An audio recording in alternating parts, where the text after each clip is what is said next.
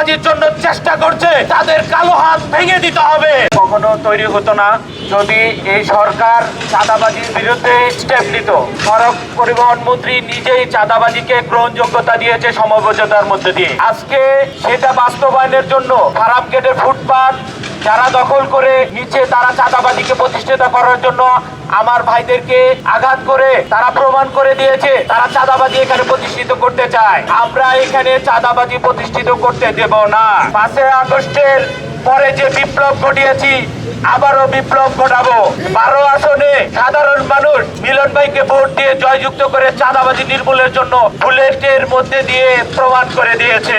এই 12 আসনে কখনোই চাঁদাবাজিকে ঠাঁই দেওয়া হবে না। আজকের পর থেকে এই 12 আসনের সাধারণ সর্বোচ্চ মানুষকে বলতেছি আপনারা নেমে আসুন।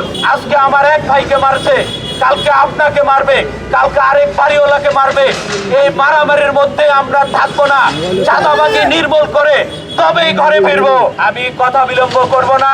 আমার ছোট্ট একটা কথা, যে এখানে সাকিব হত্যা হয়েছে আপনারা জানেন। সাকিব মাদকের বিরুদ্ধে কথা বলতে গিয়ে হত্যা হয়েছে। আমার রায়হান এবং ওহি ভাইয়েরা চাঁদাবাজের বিরুদ্ধে গিয়ে আজকে মায়ের খেয়েছে। এটা কখনো আর হতে দেওয়া হবে না। এসকা কলেজের শিক্ষার্থীদেরকে বলবো আপনারা আজকের থেকে পাহারা দেন। কোন মাফিয়ারা এখানে পূর্বের থেকে এখনো চাঁদাবাজির জন্য চেষ্টা করছে তাদের কালো হাত ভেঙে দিতে হবে। তাই এরা আপনাকে আমাকে সবাইকে গ্রাস করবে। এই গ্রাস এই বাংলায় হবে না, এই 12 আসনে হবে না। ইনকলাব জিন্দাবাদ। প্রভাব দেখে এখানে চাঁদা তোলা হয়েছিল। এই সকল বিরোধিতা করার কারণে আজকে আমাদের সহযোদ্ধাদেরকে আঘাত করা হয়েছে।